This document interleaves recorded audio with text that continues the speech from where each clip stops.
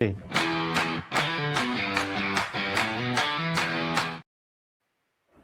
আসসালামু আলাইকুম দর্শক, আমন্ত্রণ জানাচ্ছি Biman border sports presents dugout dialogue powered by অ্যাবিটল বিডি।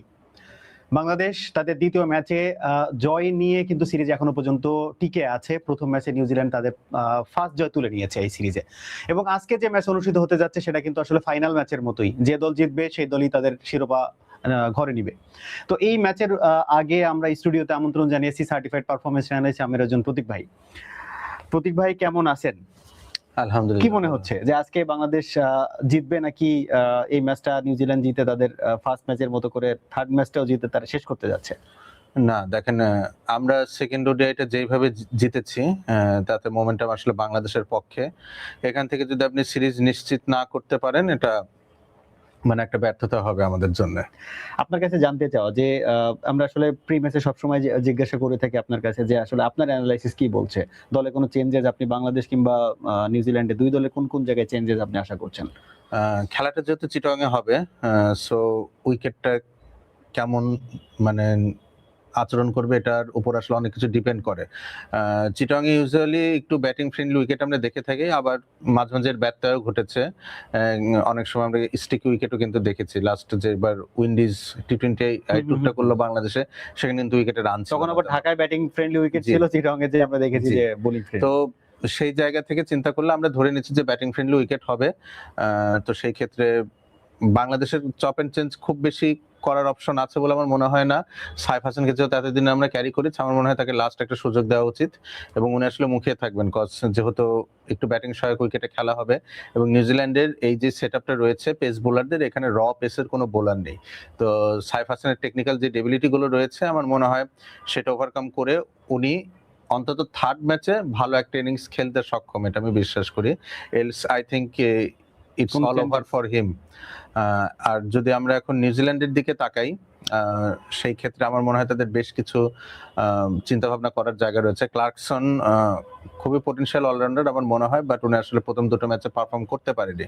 সেক্ষেত্রে নিউজিল্যান্ডে তাদের টিম কম্বিনেশন একটু চেঞ্জ করবে কিনা এটা তারা ভেবে দেখতে পারে। মোহাম্মদ আব্বাসকে যদি নাম্বার 7-এ ব্যাট করিয়ে ডেন ক্লিভারকে যদি ইনক্লুড করা যায় স্কোয়াডে, আমার মনে হয় তাতে ব্যাটসম্যান একজন বাড়বে, এবং আপনি দেখেন মিডল অর্ডারে টম লেথামের উপর অনেক বেশি চাপ হয়ে যাচ্ছে।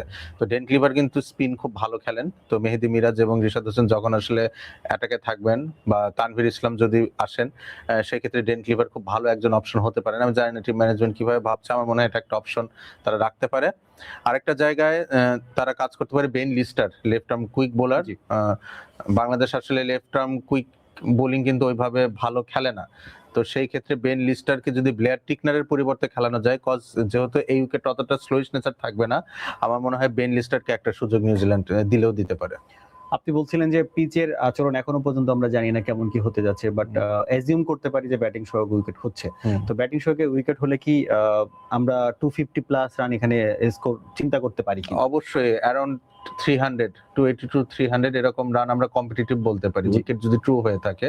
কজ নিউজিল্যান্ডের যে ব্যাটিং লাইনআপ রয়েছে, আপনি উইলিয়াং এর কথা বলতে পারেন, হেনরি নিকলস এর কথা বলতে পারেন, টম লেইথামের কথা বলতে পারেন, ফক্সক্রফট কি করতে পারে তার স্বাক্ষর কিন্তু উনি রেখেছেন। তো সেই ক্ষেত্রে আমার মনে হয় যে বাংলাদেশ আগে ব্যাট করলে তাদের অ্যাটলিস্ট 270 প্লাস স্কোর করতে হবে যেন তারা ম্যাচে থাকে। এবং তাসকিন আহমেদের ফিটনেস, এটা আসলে বাংলাদেশের একটু মাথায় রাখতে হবে।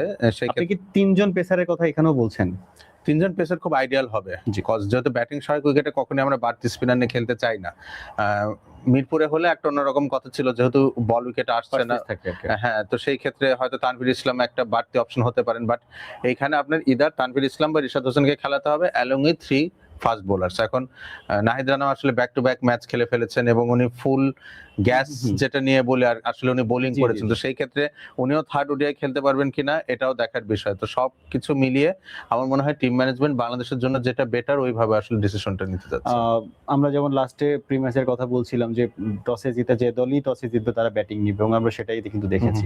আপনি কি থার্ড রাউন্ডের ক্ষেত্রেও বলছেন যে যে দলই টসে জিতবে তারাই ব্যাটিং নেওয়া উচিত? না, এটা উল্টো। আমি ভাবছি যে চেজ ডাউন করলে হয়তো ইজিয়ার হবে, যেহেতু এই উইকেটের সেকেন্ড ইনিংসে মানে ডিটোরিয়েশনটা কম থাকবে। তো সেক্ষেত্রে আমার মনে হয় চেজিং উইল বি মানে আইডিয়াল। ওকে, ধন্যবাদ প্রতীক ভাই। আমরা আশা করি একটু পরে টস হতে যাচ্ছে, বাংলাদেশ দুইটা ম্যাচে টসে হেরেছে, এই ম্যাচটা অন্তত টসে জিতে তারা তাদের আকাঙ্ক্ষিত জয়ের লক্ষ্যে সেই প্ল্যান করে আগাক, এই আশাবাদ ব্যক্ত করে শেষ করছি। ধন্যবাদ আপনাকে। দর্শক, এতক্ষণ শুনছিলাম বাংলাদেশ এবং নিউজিল্যান্ডের মানে ওয়ান ডের প্রি ম্যাচ অ্যানালাইসিস, এবং আমরা আশা করি আজকের ম্যাচটা ভালো একটা মানে ক্রিকেটীয় লড়াই হতে যাচ্ছে এবং বাংলাদেশ যেখানে তাদের 3 নম্বর ম্যাচে তাদের দ্বিতীয় জয় নিয়ে সিরিজ তাদের ঘরে রেখে দিবে, এই আশাবাদ ব্যক্ত করছি। আপনাদের সঙ্গে আবার দেখা হচ্ছে পোস্ট ম্যাচ অ্যানালাইসিসে। ততক্ষণ পর্যন্ত ভালো থাকুন, সুস্থ থাকুন। আসসালামু আলাইকুম।